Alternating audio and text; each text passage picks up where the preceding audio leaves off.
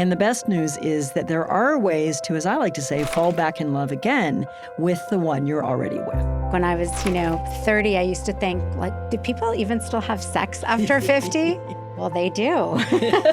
And after 60 and 70, and I'm hearing after 80 and 90 too. She said, Cheryl, we had not seen each other naked in almost 40 years. We would each change in the walk-in closet into our pajamas and get into bed at separate times. And she said, now we'll walk around the house after our shower in a towel, and then we'll flash each other and slap each other on the bum. I couldn't make that up because it doesn't sound possible. I just would encourage women to seek out answers and find what's right for them so that they don't have to completely turn the lights off at this age for the rest of their lives. Absolutely.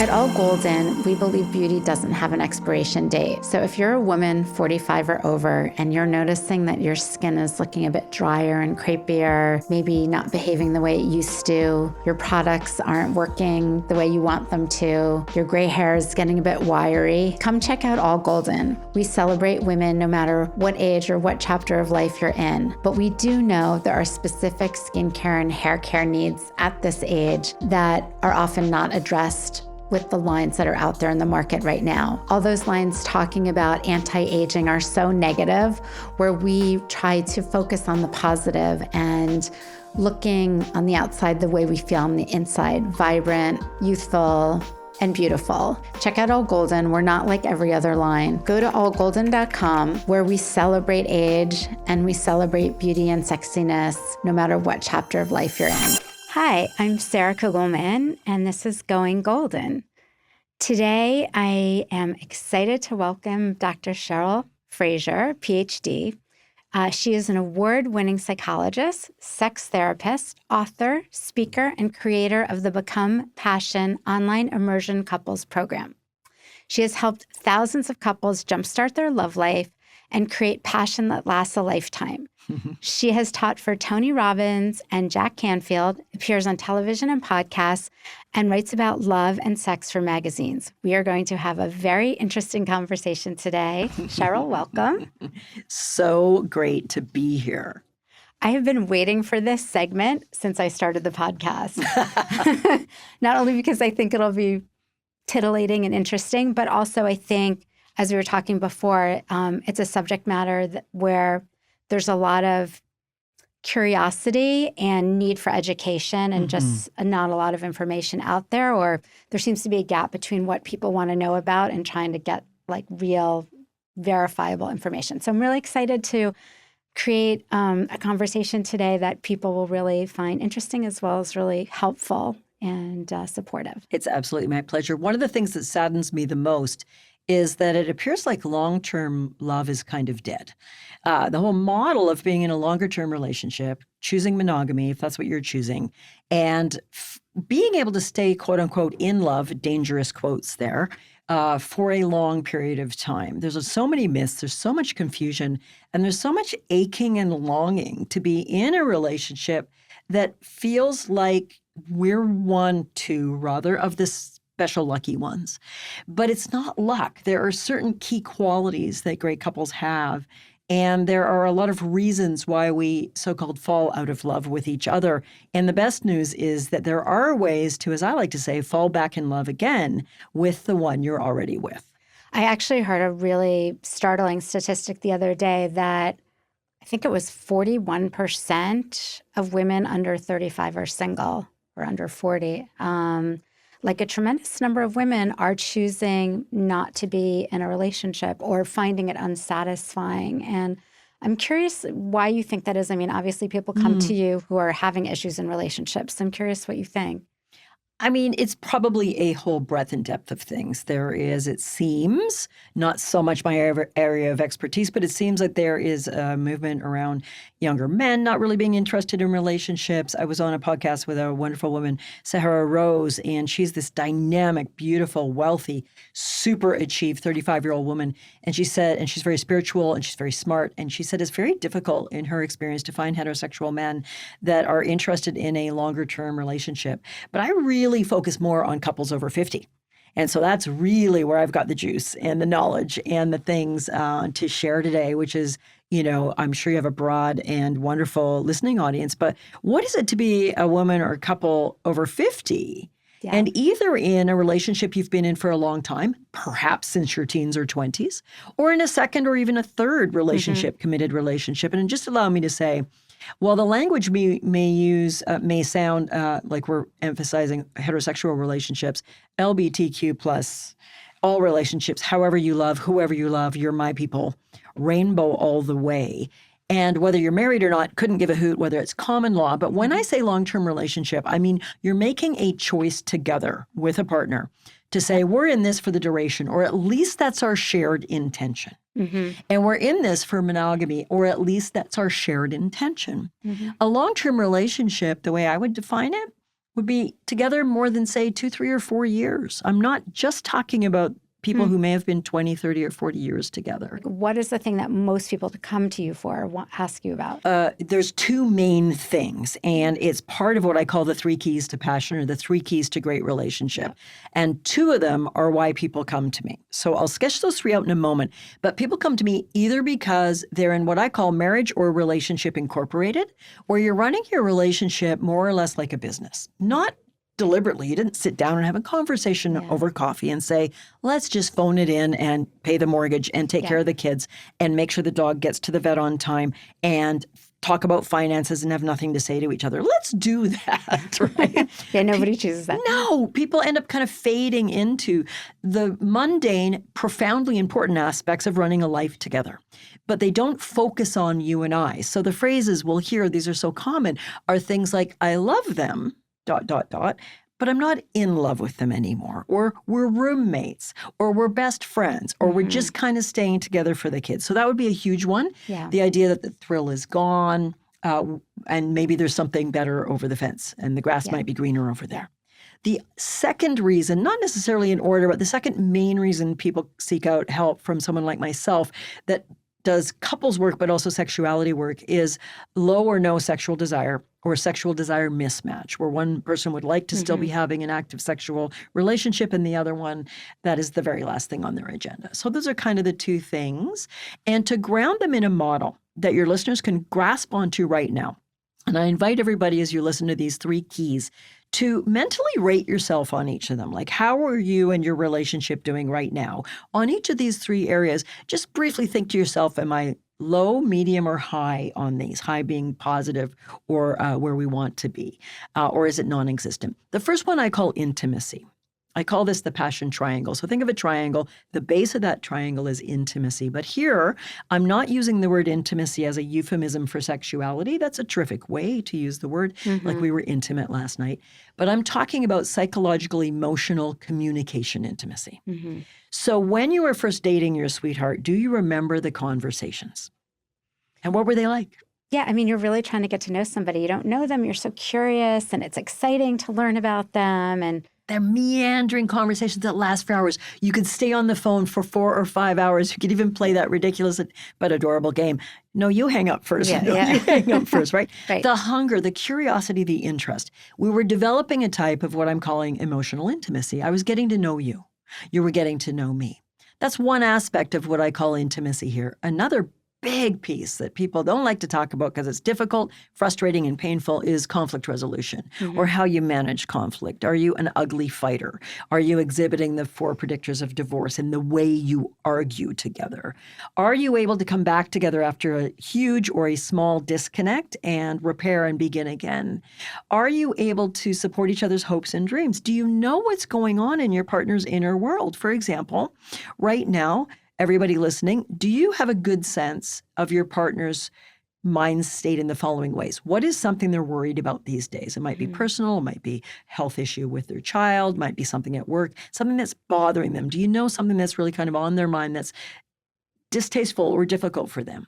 Do you know what they're looking forward to? What lights them up? Maybe a new gym that they're really excited about. How much attention are we paying to our partner's inner world the way we did when we were dating? Mm-hmm. So that's a large aspect of relationship. It's a lot of what people go for couples therapy for help on. We're not communicating. We don't understand each other. We fight all the time. I feel so ignored. I feel like a piece of the furniture. All of that I group under this first category that I call intimacy. The second I call thrill. And that's what we were talking about partly just now. Yeah. When we were dating, it's the falling in love feelings, the excitement, the attraction, the amount of effort we made. Do you remember how much effort we made when we were dating? Oh, yes. Yeah, planning, thinking of something that would light them up. You might hear that they like tea, and then you maybe don't like tea, but you search out some really cool tea shop and you take them for lunch. That's what my sweetheart did on our second date because I mentioned I love tea. Yeah. And that's what really tends to fade in longer-term relationship, where we're not making that effort. When's the last time you took your partner on a surprise date? A weekend getaway? Do you make a big fuss on their birthday? And again, everybody, I want you to rate yourself low, medium, and high. How are you doing here and making sure your partner knows they're appreciated in thanking them, not just with, hey, thanks for dinner, that was great, which is a lovely thing to say, but follow it up with, I really do appreciate the care and attention you bring to cooking. I don't care for cooking. I really feel loved by it. Are we verbalizing the things we might think and feel? Are we making sure our partner feels lit up by us and as though they're the most important person? Yeah. Now, these are such crucial, core issues. I'm Core wondering, issues. too, getting down to sex. That's the third one. Yeah. It's such an important part of relationships before 50. Is it as important in relationships after 50? Very much so. Very much so. So Sarah's a very smart girl because that's the third side of the passion triangle. We've got intimacy, communication, conflict resolution, and everything as I've covered. We've got thrill, that delight and interest. Then we've got what I call the sensuality side of the passion triangle. I use the term sensuality because that might be an overtly sexual relationship with intercourse and other beautiful making love styles, Kama Sutra positions, whatever floats your boat. It's all wonderful. But it's also how sensual are you together? So do you hold hands when you walk the dog? Do you cuddle? Do you spoon? Do you shower and bathe together? When I had my house built, my brother is a wonderful builder where I live on Vancouver Island, and he built my house. At the time, I was single in my 40s. And I said, I want a steam shower. And he said, okay, great. And he showed me the design. I said, oh, no, I want 2 shower heads. He's like, why? I said, because I'm probably not going to be single forever, and I love to take showers with my sweetheart. And we all know in a heterosexual relationship, the guy's going to stand out in the cold and the woman's going to hog the hot water. Why do I tell that story? I'm talking about the intentionality I had, even when I was single and not dating for a while at that time in my life, that I knew when I was repartnered, I wanted to build that sensuality, that steam shower together, that snuggling or more in the shower and have it be comfortable and really a place to connect. Is sex important after 50? Well, you tell me, darling, although you barely look it, you're a little over 50, as am I. Do you think sexuality is still important? Yes, sorry. Well, we were saying before we started, I was mentioning that when I was, 30, I used to think, do people even still have sex after 50? Well, they do. And after 60 and 70, and I'm hearing after 80 and 90 too. So Right. It's a boy, how long do we have? Can we do a series of 7 podcasts on this? But for today, I want to reassure everybody listening, male, female, in between, that your sexual life energy, libido, the word libido is drawn from a Latin root, and it means life force. It doesn't mean horny fun, although that's a delightful part of it. It means life force. When we neglect our sexual energy.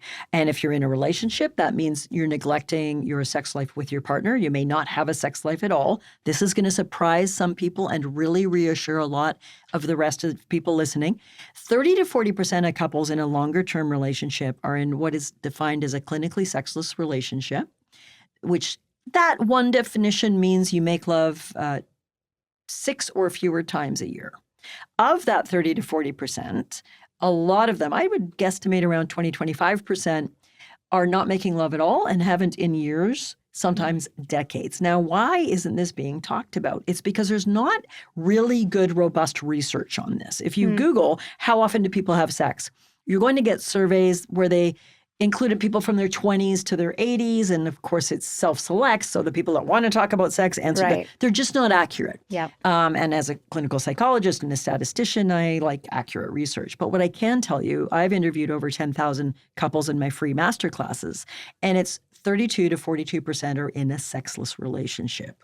That's a lot. It's I'm going to use the word tragic, because what isn't known, but people are going to know after this wonderful podcast of yours, is that this is typical, but that doesn't make it normal. Mm-hmm. I would like to say that obesity and credit card debt in North America are typical. That shouldn't make them normal.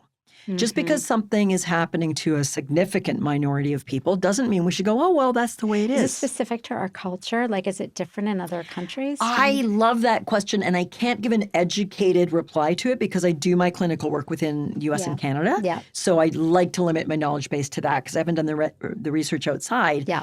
But I think we can fantasize that the French are having more sex than us, but it may not be true at all. It could be myth. Well, and really good French filmmaking, you know? And, they might not be having sex in the relationship. Exactly, if those myths are true as well. Yes. Right. So if we talk about, is sex important in our 50s and beyond, I would say in a way it's more important because it takes more effort, more intentionality, more planning for the majority of people. Everything I say today is, of course, generalizations based on science and stats, but they're not going to apply to everybody. But let me give some really important breakdowns right now about desire, sensual or sexual desire. So being turned on, being horny, being in the mood. There are two types of desire, and this is the best clinical and evidentiary things I can talk to you about. In other words, I'm not pulling it out of the air, and it's sort of like the Cheryl theory. Researchers, including Rosemary Basson at the University of British Columbia Sexual Medicine Clinic, she was really the person that pioneered the idea of responsive desire, particularly in women. Now let's back up. There are two types of sexual desire for the sake of this model, an incredibly helpful model. The first one's called spontaneous desire, and that's the one most of us love, why wouldn't we, and most of us miss as we age or as we're in a relationship, even when we're young, for more than about a couple of years. Spontaneous desire is where it's very easy to be turned on. I met my hubby when we were both in our very late 40s, almost 50, and we were dating, and we'd make love maybe twice a day. It was a pretty exciting time. And he'd often leave at night because he had to drive to another city and get up really early for work. And I would kiss him goodnight at the door, and our tongues would touch, and bang, we were ready to go again. That's spontaneous desire. I love it, and since menopause, I miss it. We can talk a bit about that in a moment. Yeah. So that's spontaneous desire. Now, male or female, whatever body you're in, whatever gender you identify with, as we age, our hormones change. It's just a fact. Even if you're getting supplementation and support, which can be a good idea, seek out the correct medical professional to talk about that with. And for men as well, there's a drop in testosterone. There are changes that are now being more recognized. And things that happened easily in these human bodies when we were younger may really change as we age, which leads us to the need for a different type of desire if we want to continue being sexual in a healthy way. And that's this responsive desire. So think about that word. It means desire that occurs in response to something. Well, what's something, Cheryl? Things like deciding you'll make love every Tuesday night. Things like, gosh, it's been a while and I miss you. Things like, I know this will help me sleep. Things like, sex is important. If we rely on spontaneous desire, we might not make love ever, or only one of us will have spontaneous desire and the other one won't. Does our sexual life matter to us? If so, are we going to make it a priority? Now, I know that doesn't sound very sexy. It is difficult to make responsive desire sound sexy. What's sexy is I want to tear your clothes off. I want you. I'm hard. I'm wet. I'm turned on. I'm excited. That is beautiful. Let's celebrate it. But as I like to tell people, waiting around for a responsive desire as your only sexual program is a very bad idea. The incredible world expert and colleague of mine, Esther Perel, says married sex is scheduled sex. I teach people to schedule their sensual encounters, and I know I can hear people throwing rotten tomatoes at their device where they're listening right now because it doesn't sound very fun. But you know what's not fun? Never having sex. Yeah. You know what's not sexy? Not prioritizing your erotic life, not making it important. Well, we prioritize everything else in our life. It's like in our calendar. Kids, our work life. Right. Why are we not prioritizing sex, which is incredibly important? Right. And I think it's quite simply because the majority of folks, not everybody, enjoyed spontaneous sexual desire for a period of their life, for a period of their relationship. And it's the model we kind of know. It's what everything from romance novels to pornography teach us. It should be easy and turn on should be instant and everything else. Well, every TV show, every movie oh my Lord. has that. So you feel like, what's wrong with me? Why don't I have that? Or I want that? Or, you know, and I think, and we're, sort of haven't even really touched on people who are single and want to be having sex. Like, what do they do? We're inundated. The show Sex and the City did not do sex any favors. I enjoyed the show a lot as a piece of entertainment. It was wildly unrealistic. If anybody stuck a penis in her, she had screaming orgasms right away. The actress who played Samantha in that show, Kim Cattrall, she actually grew up on Vancouver Island. Weird coincidence, about 20 miles from me, but we never met. She wrote a book in her early 50s with her then husband, admitting, she shouldn't have had to admit it, but it feels like a shameful secret. She'd never had an orgasm till she was 42 years old. So look at that. Wow. The icon of the 80s for sexual female firecracker empowerment, sleeping with anything that walks, being very liberated about it, very positive about it, having screaming orgasms. The actress herself is the real story. No orgasm till she's 42. So we are brainwashed into believing sexuality should be easy. It should be natural. It should be natural when you're a very young person, like in your teens or 20s, that's at the peak of your fertility in our life cycle. And after that, it should be redundant. Really, in the cave days, as best I know, I wasn't there. I'm not that old yet. The cave people probably didn't have sex when they were elderly. Probably. I hope they did. But the moral they didn't live as long as we're living. They didn't live as long, and really it was to make babies. And if your partner couldn't make babies anymore, what was the point? Go find one that could. I'm not trying to be crass or upset anybody. I think I'm being straightforward. We're living in an age where we're living longer, we're living healthier, which is what we talk about a lot on Going Golden. Yes. And so I think the fact that we are starting to talk about our sex life at this age is actually pertinent to this point of time. Right. Where people are often, if we do the work, much healthier in our 50s, 60s, 70s, and 80s than in any previous generation. And where we're out running marathons and traveling the world and all the things we do. I'm going to just take a little moment here to tell a story to give people hope. Is that okay? A story of a couple. This is a couple that did my 3-month program. I have a 3-month online couples program. And they came to my program from a Facebook ad.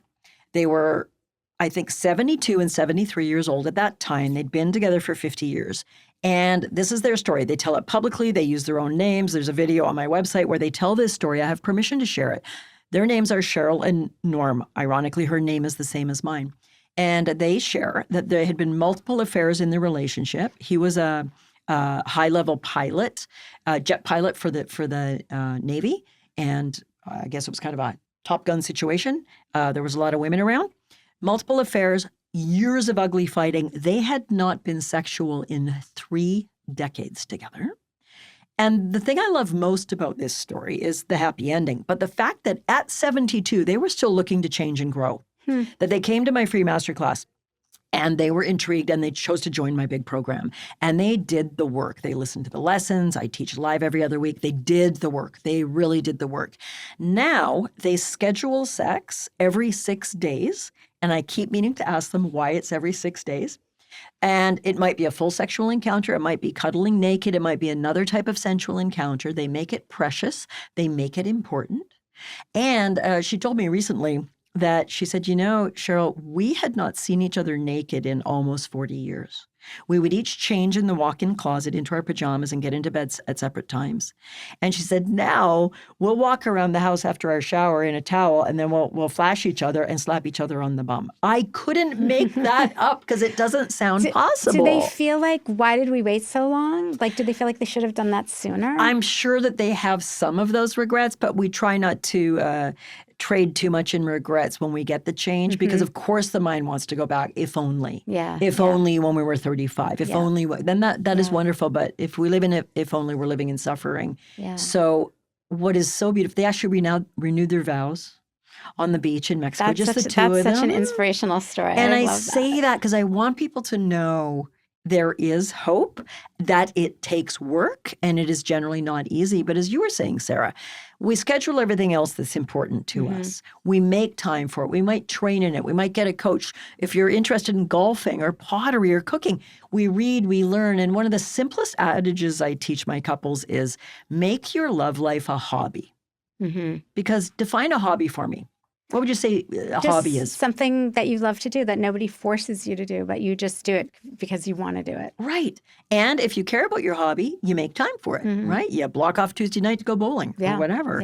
And you might want to improve, so you might practice. You might seek out a book, a coach, a class. And it is such a simple teaching. Let me repeat it. Make your love life a hobby. When I teach that, I see light bulbs go on around the room because it's such a simple idea. And yet, many of us will admit we're not doing that. We're not really planning our week and thinking, what about a date night? What about a sensual encounter? What about turning off the phones and really watching a movie together and not checking and being half there and half not there? So that brings us back in a slightly circuitous route to sexuality as we age in different stages of our life. I was just about to ask you, because there's a physical aspect to this as well, more than just the desire. But as we age and as women go through menopause, we deal with a variety of symptoms that we don't necessarily want to admit to, we don't want to talk to, and I think we don't want to talk to our partners about it. It doesn't feel sexy. Right. And even more heartbreaking for me, if a woman does get up the courage to speak to her physician, naturopath, even her couples counselor or individual counselor about it, most of them will kind of look shy, awkward, look at the floor, and not field the question very well because they're not trained in sexuality. And they have their own embarrassment, their own issues around that. And that's really devastating. If you screw your courage to the sticking post and talk about your orgasms being different, or you talk about vaginal dryness, or a man goes in and talks about erection issues, and the physician's like, well, that's pretty normal at your age, and moves on. It may be months or never that person has the courage to ask again. So again, a story here that people may find encouraging because it caught me by surprise, which is the dramatic decline in my own sex drive and orgasms after menopause. And the reason it caught me by surprise isn't that I don't understand that's reasonably common, but because for my entire sexual life, from my very first sex toy, which was my Snoopy electric toothbrush, when I was, I don't know, maybe 12-ish years old, Snoopy is a girl's best friend, not just a man's best friend, I always had strong, delightful orgasms. I had a strong, delightful sexual drive and desire. And sex was something I chose to share with people I loved and trusted, and a serial monogamy sort of life journey so far. And I was very at ease with this beautiful blessing of easy, strong orgasms and a high desire. So I didn't anticipate that menopause would have a really big difference for me, not because I'm arrogant or uneducated. It's just that my natural level was reasonably healthy high. Right. It doesn't really occur to you. Even though I would work with so many women that were walloped by it, a lot of them had a lot of desire ups and downs through their lifespan. Well, you know where this is headed. I hit menopause at 52, which is in Canada anyway, the national average, defined as 12 consecutive months without a period. And by 54, my high desire had probably decreased by 70 or 80%. Very little spontaneous turn-on horniness desire. And more dramatically for me and more devastating for me, the quality and strength and pleasure level of the orgasms themselves went from a pretty consistent 9 or 10 out of 10, if 10 is spectacular, to about a 2. Wow. And the reason I say more devastating for me personally was the change in the orgasm itself, because the change in desire, I can choose to do things about. I can choose to schedule Right. sensuality, work with my mind, work with more fantasy, or turn on, or things like that I teach in the latter third of my program. We focus on sensuality for the latter third of the 3 months. But the change in the actual orgasm quality is more elusive. So that's where we really need to look at things like potentially for women who don't use them, maybe bringing in a toy, a vibrating toy, looking at maybe pelvic floor, physical therapy. Is it also addressed with hormones? It can be. I am not an expert in such hormones. I do take them myself. People should consult the correct professional. However, I will say the orgasm change is a little tricky. Around hormones may help a little bit. Sometimes a vaginal testosterone cream can help some women, but it's a little bit of a mystery. And there isn't anything that I would say across the board is notable in its, when you do this, the orgasm gets a lot stronger. It's almost as individual as the woman.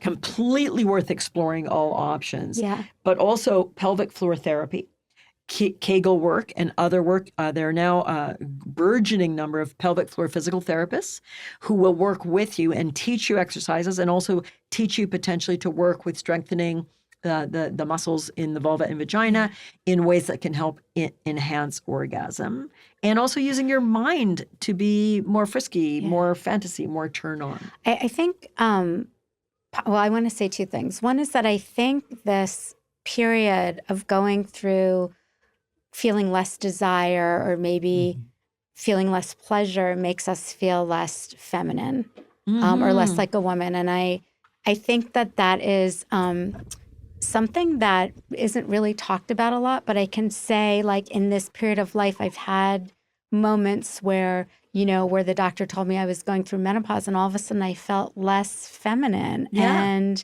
and I think we need to change the way society talks about this, thinks about it, because the doctor at the time said to me, it's just another phase. Why are you looking at it better, worse, different, just a different phase. Right.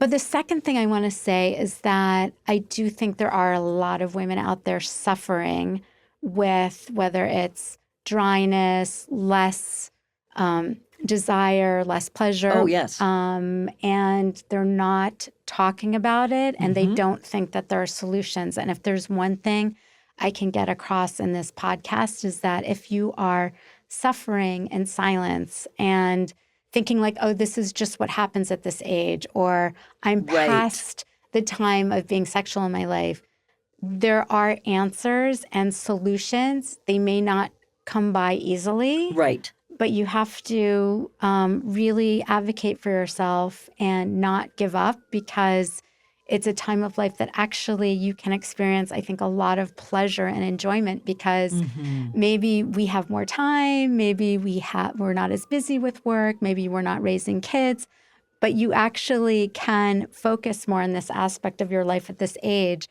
And so I just would encourage women to seek out answers and find what's right for them so that they don't have to completely turn the lights off at this age for the rest of their lives. Absolutely. Because, and I so appreciate you saying that, and it's the whole purpose of your podcast is to say, how can we live well? How can, in this phase, who are we? How can we be? How can we engage with things that matter to us?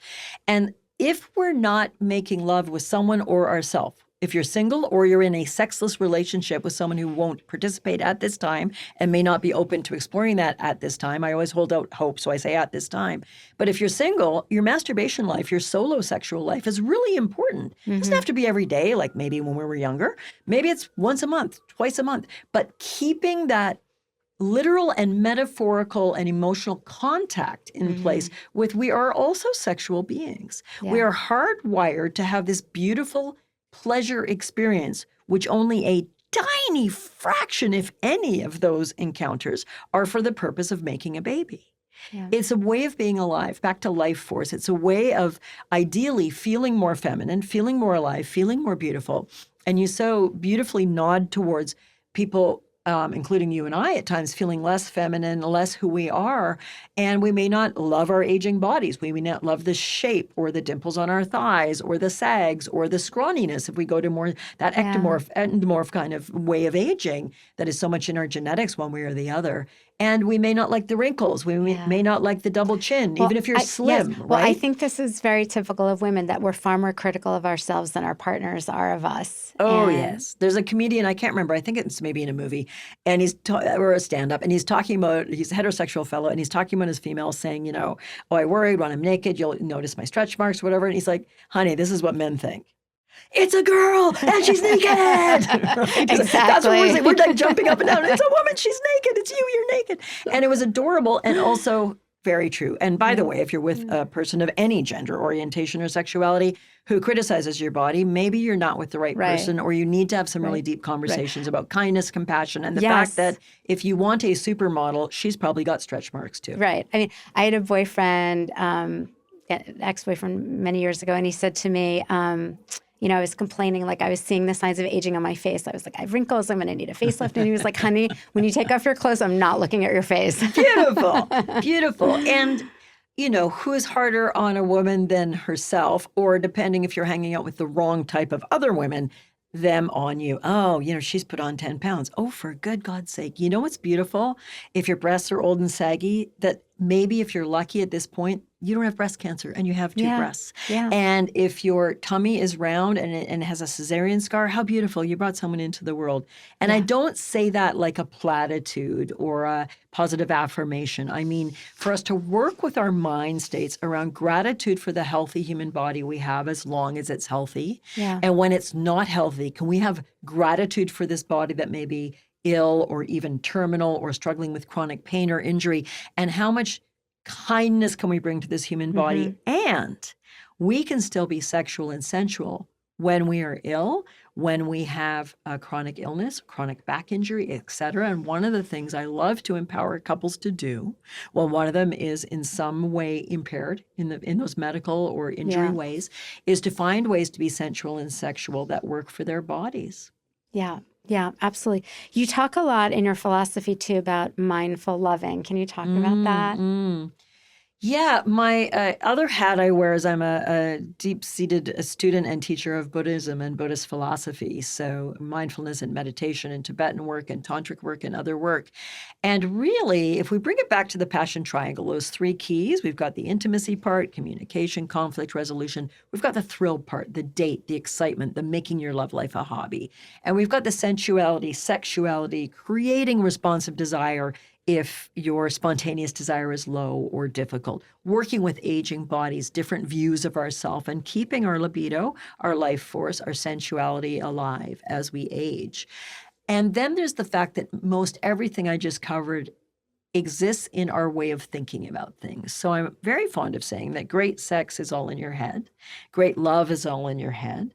Your partner's goal in life isn't to make you happy. We do tend to believe something of a happy ever after myth, although we don't actually believe it as intelligent cognitive adults, but we have it like a subconscious template that tells us, but if I'm not happy with you, you must be the problem. If you always forget my birthday, and my birthday is very important to me. I have some wounding around that from when I was young, where maybe my family ignored my birthday, didn't make a fuss. And I really feel loved, adored, and lit up if you make any kind of fuss of my birthday. And I've shared this with you, and I've been vulnerable with you about it. And I've asked, and I've argued, and I've cried, and I've begged.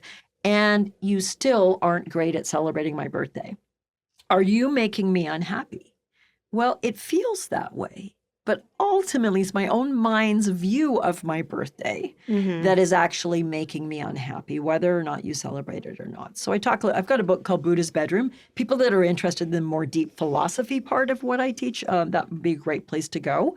I talk a lot more about the Buddhist principles and how to apply them to love and sex. But now, before anybody screams at me, but he, she, they should celebrate my birthday, I'm kind of with you there. Yeah. I work from two sides. I like to call it the right hand and the left hand. The right hand is, or left, doesn't matter, is it's up to me, Cheryl, to be happy in my own mind, more or less regardless of whether my partner steps up in the way I want him or her to. The second part, I want to come in from the other side and work with the couple to help, in this case, partner B, do a better job of celebrating partners A's birthday. Even if he, she, or they're like, it's not important. They know I love them. It shouldn't matter. I'm like, fair game. But it does matter. And you're going to get a huge return on investment by making a fuss of their birthday. Yeah. They're going to feel safe, loved, lit up. What's getting in the way? Well, because I just want them to know what I do is enough. Great. That's super valid. What if you give, so I work, let's be fully content within ourselves, which unless you're a Buddha or a fully awake being is not yet possible for most of us, but we can work on it. The second is work on the relationship, the dialogue, the understanding. If I am just rolling my eyes thinking you're ridiculous and rather immature to need this big birthday thing, and I really hear and understand why it's important to you, and then I see the delight, how loved you feel, how appreciated, the thrill aspect of my work, then maybe I'm like, well, this is really important to you. I'm going to go wild on your birthday. I love that. Yes. I think we all deal with that in relationships. It's a biggie. Yeah. Like, why can't you just do this for me if it's important? Even if it's not important to you, recognize it's important to me. Yeah. I think that's very common. Very common.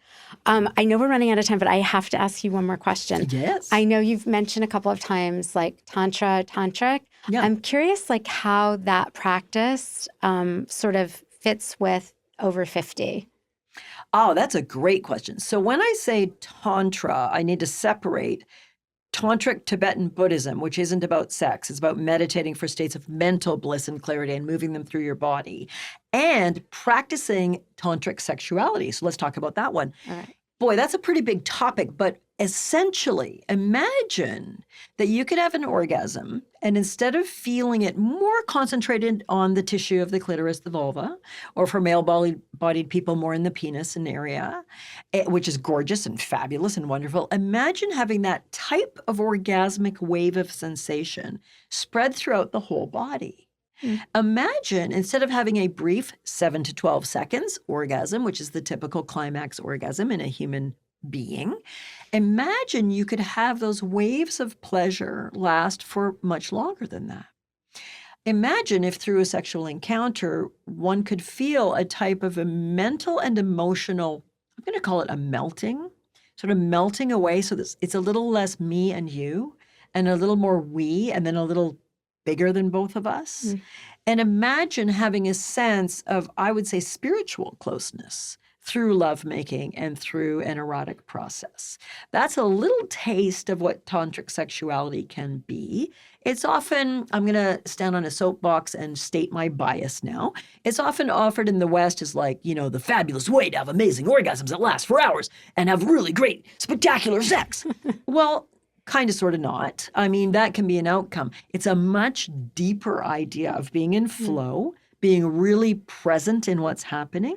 A great number of persons, both female and male, are fantasizing while they're making love with their partner. Now, that's not a bad thing. It can be a way to spice things up a little, maybe get things a little more turned on-ish, especially if we're doing our usual routine, which I call nipple, nipple, crotch, good night, which is, people always laugh when they hear that because, we got our routine. I touch you here and you touch me there, and ideally we both have orgasms, not always, and then we go to sleep. Is that a bad thing? Hell no, it's a good thing. But we're often using fantasy to get us to our orgasm or turn us on more. Again, nothing wrong with that. But imagine on occasion, you have a lovemaking session where you really concentrate on being present. You really concentrate on eye contact, on slow, mindful touch, where you're really closing your eyes and experiencing. And if you're watching this on video, you can see it. And if you're listening, I'm stroking my own palm with my fingers. And I want everybody listening, and Sarah, I want you to do it too. I want you to just close your eyes and stroke your own palm with the tips of the other fingers, focusing on it. And what did you notice when you did that, Sarah? You actually have a lot of sensation, but when you're busy during the day and you do that, you don't even think about it. You got it, girl.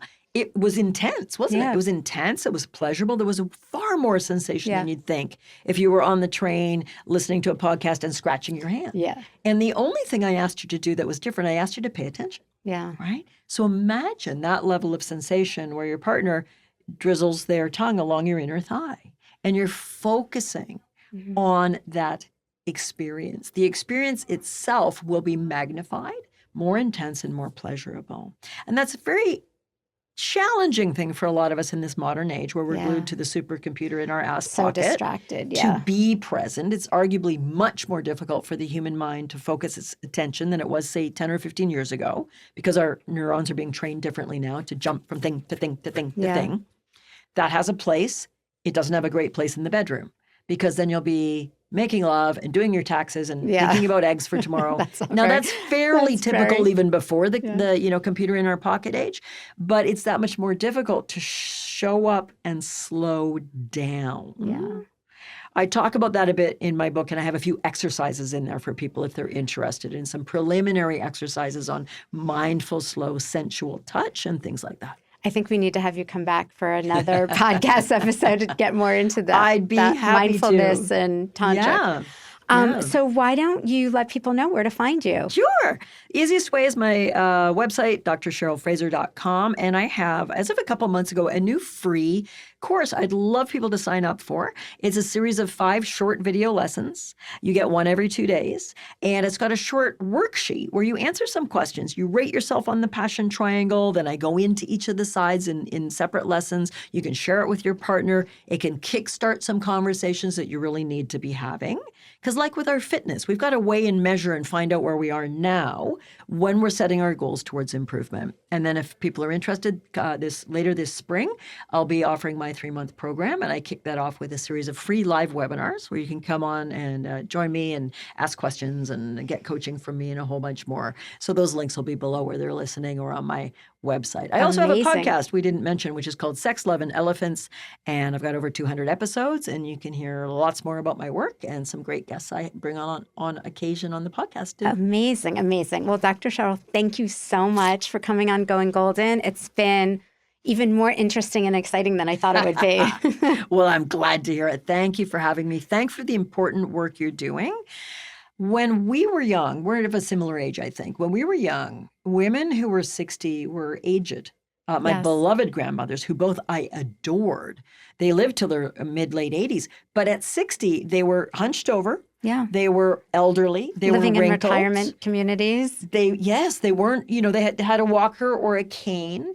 And it is pretty empowering and extraordinary that in our modern age, for better and worse, the better part is we can really thrive through our 50s, 60s, 70s, 80s, and beyond.